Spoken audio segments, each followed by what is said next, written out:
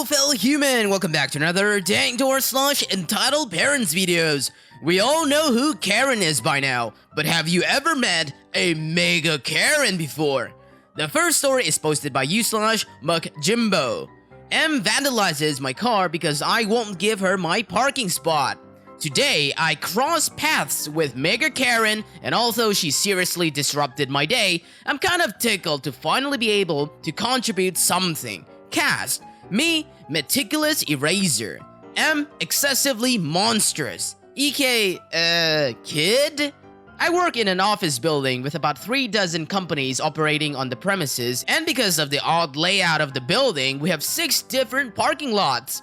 I prefer using the hidden lot that requires you to drive through one of the indoor lots to reach, which, between being hard to find and all of the spots being marked compact, is usually less crowded than some of the lots closer to the road. Not to mention that the door into the building from that lot is right next to my office, so it's convenient in every way for me personally. Today, it was raining cats and dogs and when I arrived at the office, for some reason, my normal lot was unusually full. However, someone pulled out of a prime space just as I arrived, giving me a much shorter walk through the wetness to reach the door. I exchanged a polite nods with the guy leaving, then pull into the space behind him. I exchanged the polite nods with the guy leaving, then pull into the space behind him. As I'm getting out of my car and grabbing my laptop bag out of the bag, I hear some distant car horn honking, but think nothing of it since it's practically on the other side of the lot. When I turn around to head inside though, M rolls up in an oversized SUV and slides to a stop on the wet pavement between me and the building, splashing me with a bit of puddle in the process. M, that spot wasn't for you. Me, excuse me? M, that parking spot, I was waiting for it and you stole it from me. Me, now irritated. Where? The highway off-ramp? M, no. I've been looking for a parking spot for 20 minutes, and when one comes open, it's for the first person waiting. At this point, I look up and take stock of the whole row of empty spaces she had ignored to come over and harass me about taking her space. And consider the fact that the claim she's making, that whoever was waiting first gets the first available space, is not now, nor has ever been, a real point of etiquette. Me, gesturing. There are plenty over there that were open before even I got here. Take your pick. M, no, I need that spot. You need to move now. Me, why on earth do you have to have this spot? M, gesturing to the back seat. So my baby doesn't get wet, walking all the way over there. I look in the back seat, and the kid looking back at me was easily 10 to 12 years old. Also, over there couldn't have been more than 50 feet further to walk in the rain. EK, sup? Me, that's not a baby, he'll be fine. Anyway, your car wouldn't fit this compact spot. I move and point so she could read the 6-inch tall letters marking spot as smaller than average. But if you go around that side of the building, there's another lot that isn't compact spaces. M, whatever, are you gonna move or not? Your fat butt needs some extra exercise anyway. Me, already cranky because I hadn't eaten yet? Now pissed. This orangutan in lipstick is talking to me this way. Well, I'm definitely not moving for such colossal tramp. Have fun walking in the rain. I hope you get struck by lightning. I quickly walked away while this charming example of humanity hurled abuse after me. Now, admittedly, about 15 minutes later, once I was settled in at my desk, I started feeling really badly that I told this woman I hope she gets struck by lightning. Even if there was no lightning going on in that rainstorm, I continued to feel bad for all 5 minutes when the sound of a car alarm caused me to go to the window and look out. This woman had parked somewhere, gotten out of her car, and I was keying the hell out of my driver's side door while EK recorded it on his phone. I took a quick picture of them in the act of my own phone and immediately called the building security to tell them what was going on. So, guess who got arrested for destruction of property and assault? Oh right, she also spit and scratched the security guard who went to confront her, so assault. And everything went down from beginning to end. Was practically right under a security camera. So it got a good look at her, her kid, and her car, including a license plate. So no way she's getting away with it. And since the slur she etched into my car is homophobic, she may also get charged under hate crimes laws, so that's fun. If I ended up going to the court having to testify, ever to deal with this woman again, etc., I will totally post an update. I mean, any rational person should have seen this coming.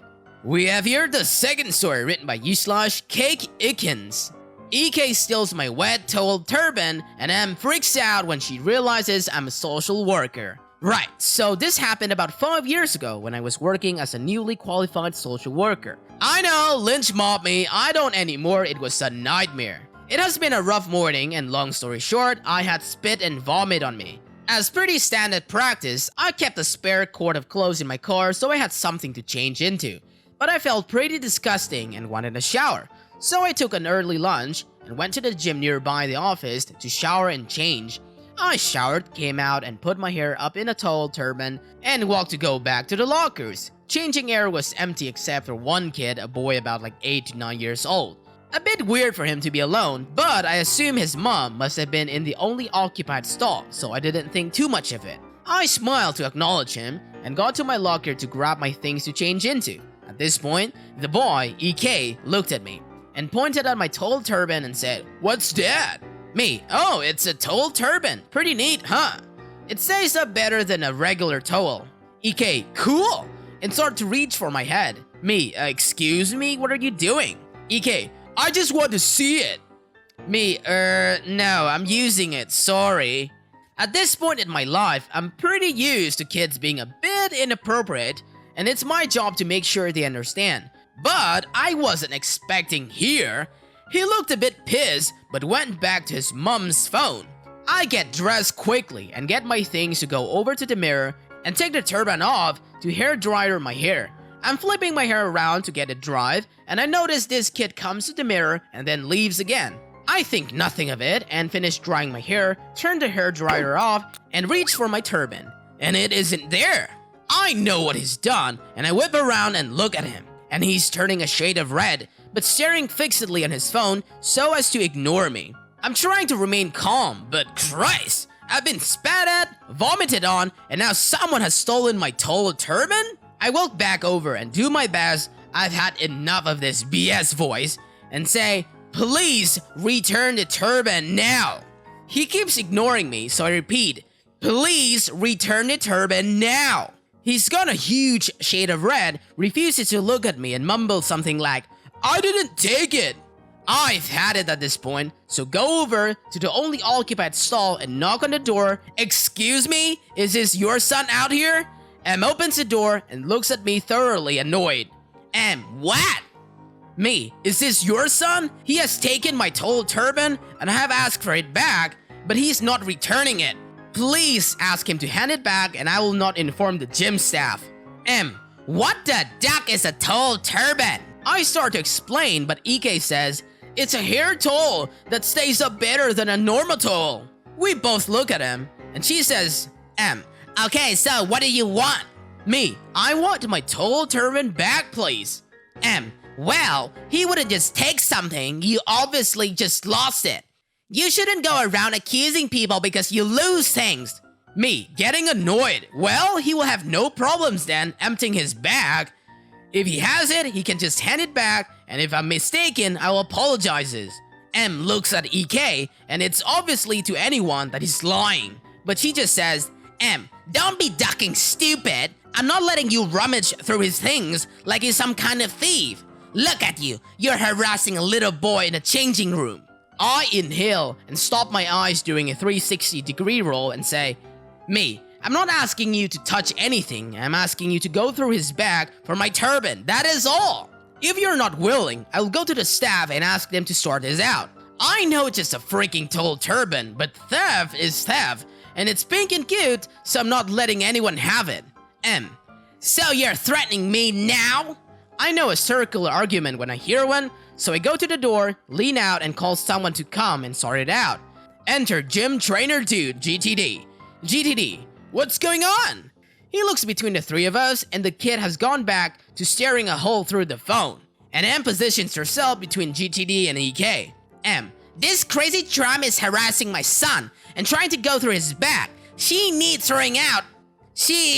Me, that isn't what happened. Her son has taken my toll turban and I would like it returned. I just keep looking at this kid and GTD says, GTD, okay, so what happened, mate? Did you take the towel? EK mumbles something about how I must have lost it, and M jumps in and says, see? He didn't take it. He's so traumatized, he can barely say anything.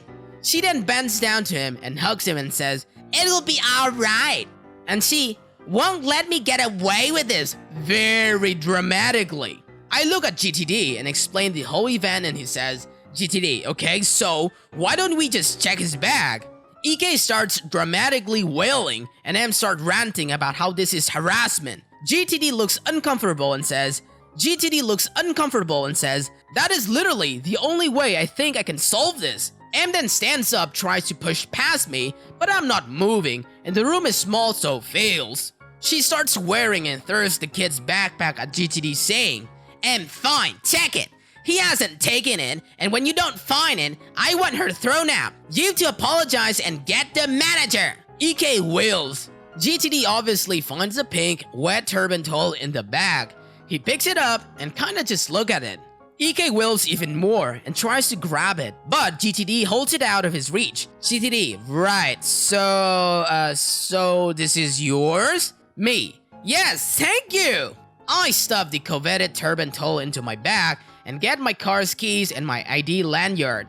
As I put the lanyard over my head, something audibly clicked in M's head. That is a social worker ID. She yanks EK's arm, snatches the bag from GTD, and I move to let her pass.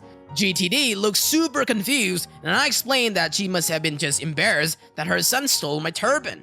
But I knew she was panicking because she realized what my job was, and that her son out of school stealing pink wet turban towels. That kid has serious problem. Of all things, he wanted to steal a towel? Seriously?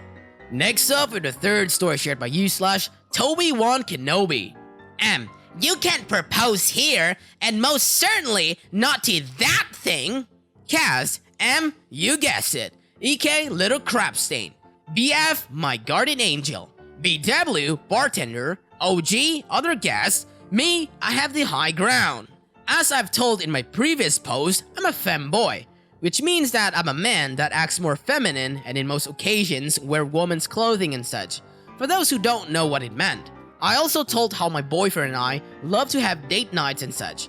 This time we decided to go on a vacation. We took a small cruise. All this is relevant for later.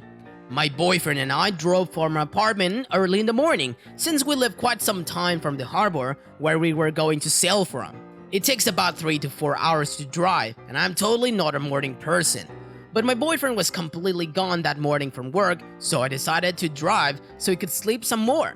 We got there about 30 minutes before departure, so we parked the car and went outside to smoke. I was ready to drop. I was exhausted since I work as well and was so excited about our trip that I didn't get much sleep that night. But we finished our cigarettes and got our bags and walked over to check in. Enter the witch and her little crap stain. Move over! My son and I need to check in right now.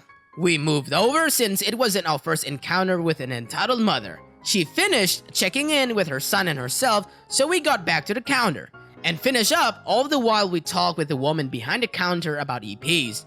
We got aboard and went looking for our cabin. It had a nice double bed, big TV on the wall, and a nice view, etc. We packed our luggage and settled in. We turned on the TV and watched Smokey and the Bandit while waiting for the announcement that we're departing. When it came, we went up to the adult zone, one of the upper deck next to the bar, and who do we see? Yep, M and EK. EK can have been older than 9, and this zone was only allowed for people 18 and older. I'm 19, turning 20, and my boyfriend is 23. We stood there remarking our own Jack and Rose from Titanic. M comes over. You shouldn't act like that here. My son is watching the two of you.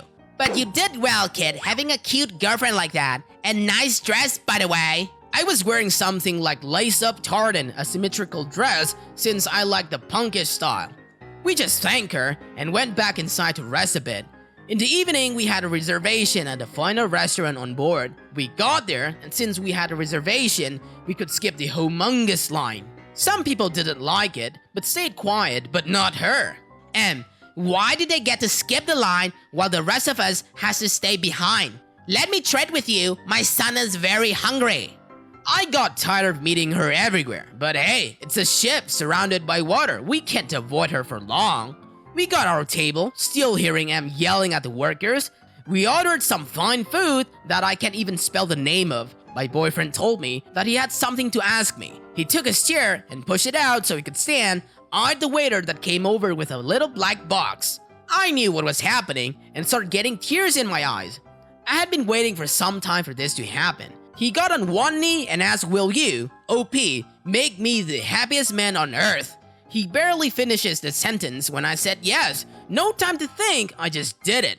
I can't think of a life without him. Everyone started clapping and I gave him a long kiss. The entitled mother finally got through the line and saw us kissing. Can you kiss your girlfriend somewhere else? My son is with me.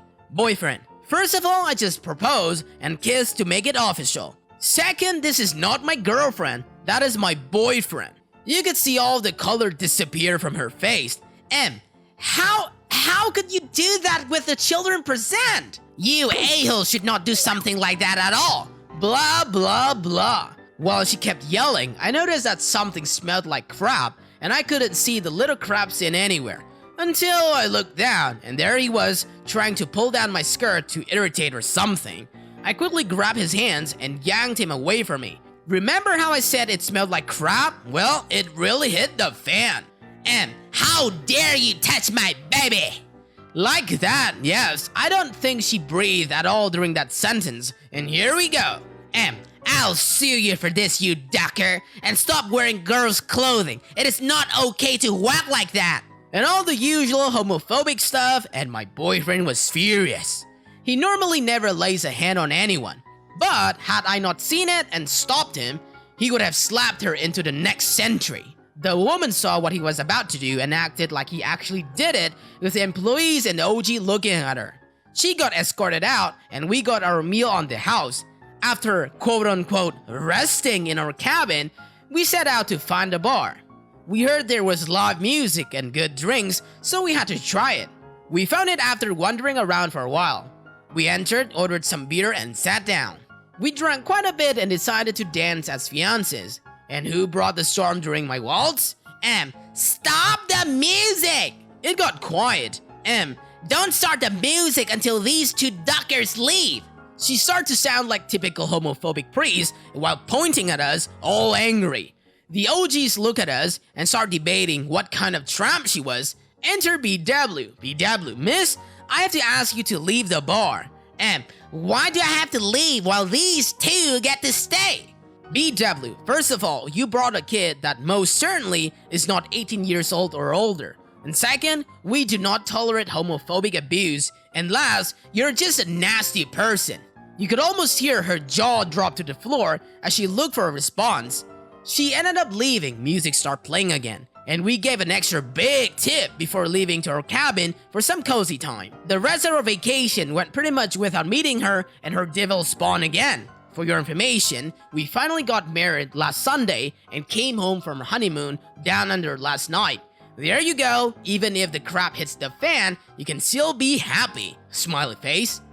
Yep, think positively and good things will come in the end. That's it for today, fellow humans. Thanks for watching. Be sure to leave a like, comment, and subscribe. See you guys next time.